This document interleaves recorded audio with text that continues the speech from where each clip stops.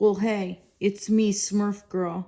So unfortunately, I've gotten real gangster because of what Watchtower's doing. They're getting all wannabe gangster too. I think it's cute. Like, I think what you boys up at Bethel are doing at Warwick is so sexy. I've never seen anything so sexy. All of you that have grown beards. God, it's made me start to act different. So anyway, I got one question, for you Jdubs. When Garrett Loesch, oh God, I love saying Garrett Loesch. Him with a beard, don't do it, Garrett Loesch. Don't do it. I won't be able to, I'll have to wear pants. If I wore a skirt, it'd be up by my neck. Don't even get me started. That's a long-standing joke. So anyway, I got one question to ask you, Jdubs. You think that it's God's true organization? At this point, it's the least stupid, well, I can't even say that. When you look at what's going on for me, being Smurf Girl, like me, Smurf Girl, I look at it, I'm like, that's now the least stupid religion I've ever seen. That makes complete and utter sense to me. I do. I look at it.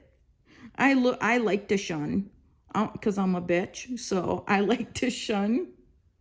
I enjoy it. I don't do it if I don't want to, but I like to make everybody else do it. So, according to me, Watchtower has now turned into Smurf Girl's most perfect, God's perfect organization on the face of the planet because of how ridiculous and Smurftastic it is. I love it. I could eat it alive. It's delicious. Okay? All them guys with them beards, that Smurf Girl's kryptonite. I bowed down on my knees and worshiped the org like it was the Tower of Babel. I worshiped my phone for 30 minutes. I think that's a sin though. But anyway, I gotta ask you, what do you think God's true organization looks like? If you think you're a part, if you're a witness, if you think that you're in God's true organization, or that it is that the way God's true organization is supposed to act? I know according to me, it's perfect. It's perfection. It's just the right amount of American idiot. It's like if a religion was, just a bunch of American idiots just being stupid and can't even figure out the Bible, just, we're gonna grow beards, then we're not gonna grow beards, then we're gonna grow beards again. We're gonna, I gotta see at Bethel, you're probably just running around bumping into yourselves. You don't know what to do. Be careful of that beard butter. I put a magic mushroom spell on it. If you rub it into your beard, you start acting crazy and you start wearing particular neckties. So be careful. I was going to say don't put it in your head hair, your head hair, but Mark Sanderson doesn't have to worry about that. Jeffrey Jackson, you know who's using it all? Garrett Loesch. He puts it on his head.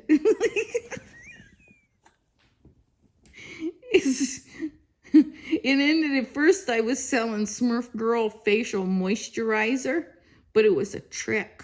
It was a trick. It was men's facial moisturizer for Bethel. But it had a bunch of Rogaine in it. And then it grew out the beards. It was beard growing cream. And they didn't know. They thought it was just as this nice facial product. But anyway, what do you look at it?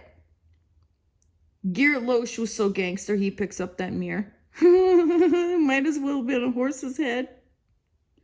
And I'm like, what's he gonna do? He's gonna make him look in the mirror. He's gonna make him look at the stupid bearded faces in the mirror. I've never seen like a Jehovah's Witness Pope do anything so gangster in my entire life. I was like, he's gonna make him look at the man in the mirror. We were all too busy looking at you, though.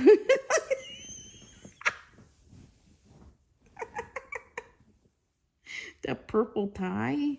It was 3-piece suit. He kind of looked like a pallbearer, though. You just came back from Toni Morris? He was Toni Morris's pallbearer. That was Can you? You know, there's a ritual of when you get kicked off the body. They don't kill you, but you just feel like you want to die.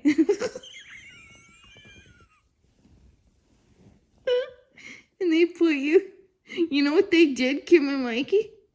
They made up this wooden coffin. They made him lay in it, and then they nailed him in and they carried him out. They put him in the back of a truck, and I don't know. The way you're acting, Garrett Loesch, like seriously. It's like, yeah, you're getting all manly all of a sudden. It's like, ugh. Man, you finally feel like a man. You got some balls and you grew beards. Good for you. Now I'm completely turned off. And then I got turned back on again. So anyway, I just, you know, if you think you're in God's true, or you're in Smurf Girl's true organization, because God, it's perfect. It's no more amount of perfection ever. Because I'm the right amount of a bitch and a right amount of weird, Smurf, stupid, and cube. You know, like...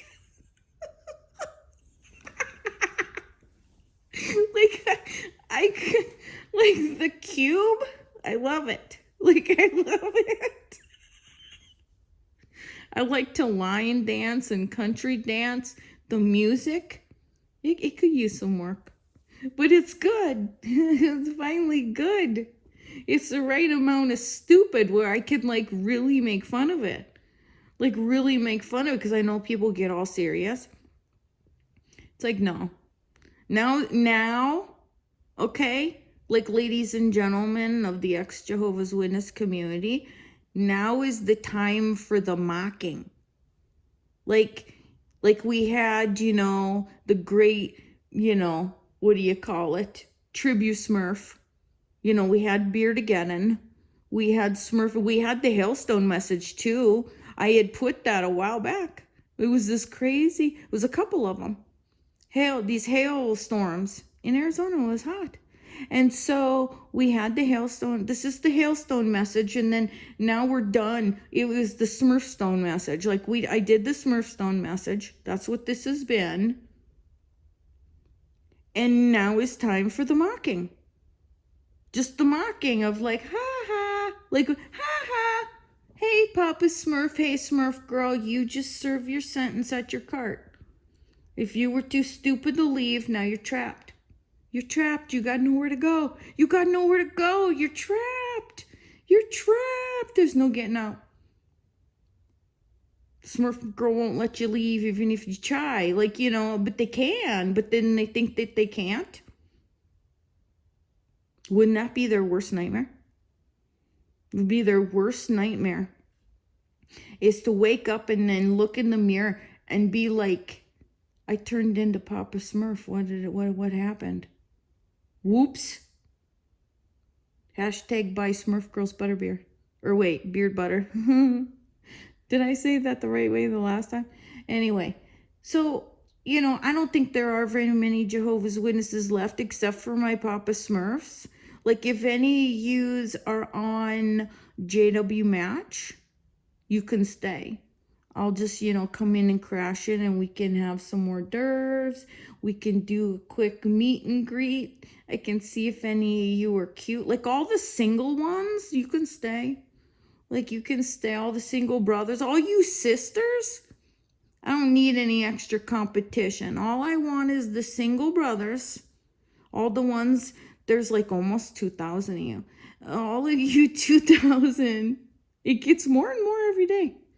And you can stay, and then we can figure out some stuff to do. Maybe we can go country dancing.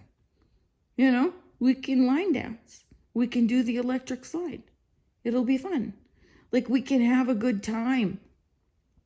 Wouldn't it be great to have a good time? Like, to have a religion that you have a good time and you be funny. So, like, everybody relax. Like, at this point, like, seriously, at this point, there's no reason to take any of this serious anymore. Because there's one thing that they hate is to be the butt of a joke. Like, they hate. Well, sometimes they like it. See, is this, you ever remember on Johnny Carson when he would do like these jokes, or Jay Leno, they do Jehovah's Witness jokes? I love to tell Jehovah's Witness jokes. Lloyd, you're not that funny. You're going to have to work on your material. But you need to tell jokes where they're a laughing stock. And you know, it's like, oh, you know, the Smurfs are out today. What is it, Saturday? Pretend to knock because I'm sleeping. You know, I don't know.